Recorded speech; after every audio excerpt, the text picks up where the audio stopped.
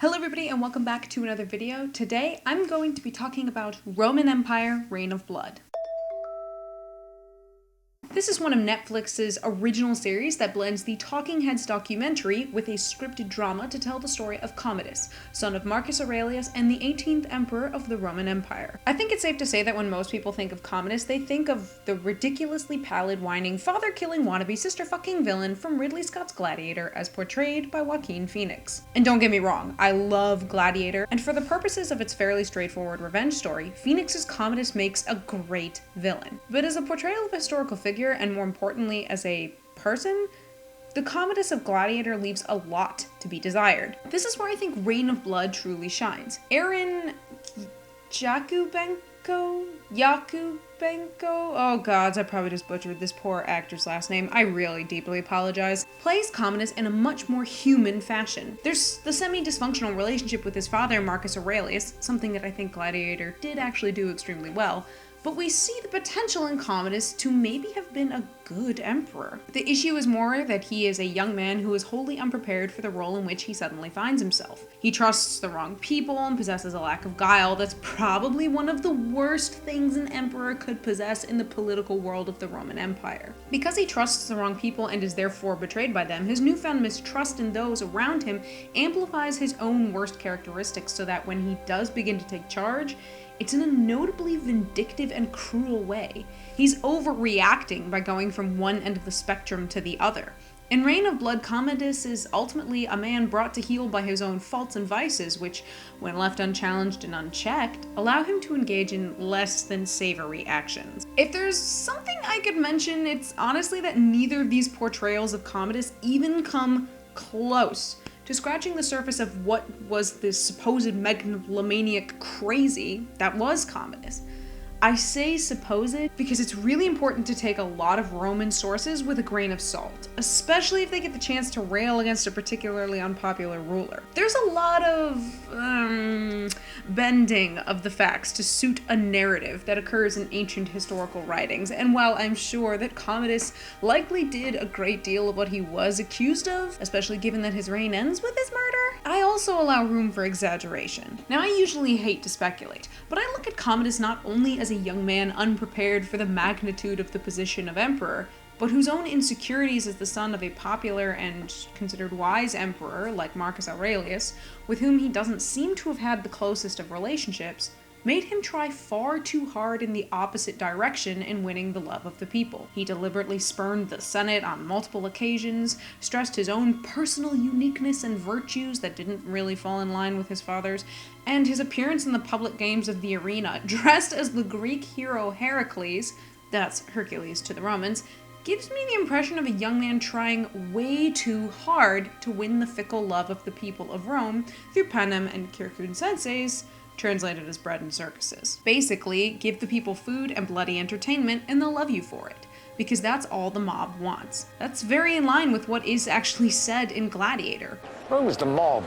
Commodus said what people wanted to hear and made a lot of decisions based on whether or not in the short run the people would love him for it, without really thinking of the long-term consequences such decisions might have. That's not to say Commodus made only poor decisions. There are parts of his reign where he did things that might have been seen as unpopular at the time, but that arguably might have actually been beneficial to Rome. He ended the wars in Germania by negotiating a peace with the Danubian tribes, and historically his reign was actually more peaceful on the foreign front, especially when compared to the years of warfare that his father Marcus Aurelius endured. Of course, his reign was marked by a lot of civil strife, but hey, on the foreign front he was good. What I really want to talk about with relation to Reign of Blood is one particular scene that occurs in the 4th episode. Like I mentioned earlier, there was at least one major plot against Commodus's life, besides the one that actually ended up killing him. This early plot implicated a lot of people who were particularly close to Commodus, including his own older sister, Lucilla, and his close friend and confidant, Cleander. Like I said, the show is a combination of talking heads, an actually narrated documentary, all hail Sean Bean as the narrator, oh yes, and scripted drama.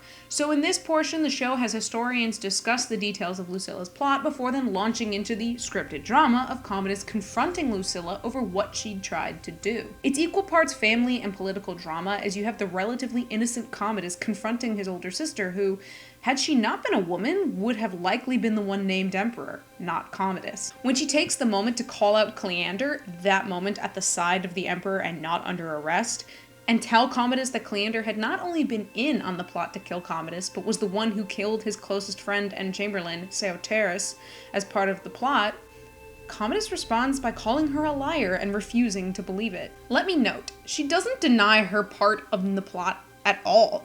What she's telling Commodus in the moment comes across as equal parts, if I'm going down, I'm making sure I take everyone with me, and something almost like kindness. Here's the snake wrapped around Commodus's throat, poised to strike, and she's just pointing it out to him. I think it's safe to say that nobody really wants to hear that one of their best friends has not only killed their other best friend, but wants to kill them too. But Lucilla, ever the observant character that she is, has as one of her final lines to Commodus, what is without doubt one of the best bits of dialogue I've ever heard in a series.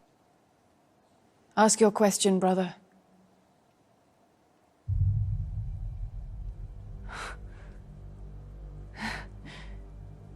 You were supposed to be the most powerful man in the world.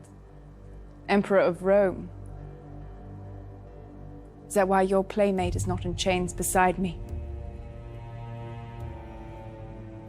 Would it be too difficult for you? It always amazes me the lengths a woman will go to cover up, well, anything really. I see you've a cut, Cleander. Is that from Sertorius's knife? Enough. Lies will get you nowhere. Just because you can't handle the answers doesn't make them lies. When I heard that last line, I got chills. I actually had to pause the show and let it sink in. Now, it probably didn't hurt that I was watching this show right after the most recent presidential election. Watching this show in the middle of that atmosphere, I was struck by how prescient the entire series, and especially this exchange, really was. A lot of us, when we hear something that hurts us or disagrees with our own beliefs, immediately call that conflict a lie. We don't want to believe it, so obviously it must be false. It's hard to swallow back difficult truths. And it's hard to change our own opinions of not only ourselves, but of people with whom we are close. It's easy to crawl back into our own little echo chambers where everyone just parrots back similar or even identical opinions to our own back at us. And trust me, I'm not sitting on any sort of moral high ground. I'm just as guilty of anyone else of doing this, especially in the world of the internet. Now, I love the internet, but it is a lot easier to be even more brutal, vicious, and nasty than the people jockeying for power in ancient Rome. This is why I don't like to talk about politics with anyone. You'll watch me physically eject myself from the conversation because it's predominantly opinion, and whether or not I agree with people, everyone is entitled to their own opinions, and I'd rather not be shouted at for mine. But then again, I'm not the Emperor of Rome. I'm not someone in a position of power upon whose decisions hang the balance of an empire.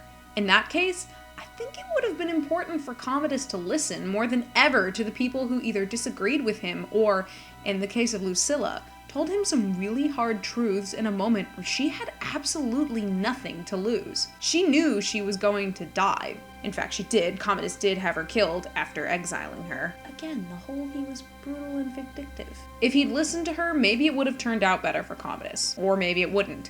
There's no speculating, because without a time machine, we can't really know everything that happened. Commodus is a tragic figure. There's no denying it. He was an 18-year-old kid who shouldn't have been made emperor, or, at the very least, should have been more prepared for the job. But that doesn't cross out the recorded vindictiveness and cruelty, and there's certainly no doubt that he was not a good emperor.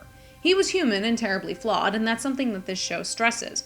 And I much prefer it to the mustache-twirling villain of Ridley Scott's Gladiator. If you haven't checked out this show on Netflix, I highly recommend it, not only as an interesting piece of history and drama, but also as something that's easily binge-worthy. It's only 6 episodes, and left me hoping that I'll get more of this series.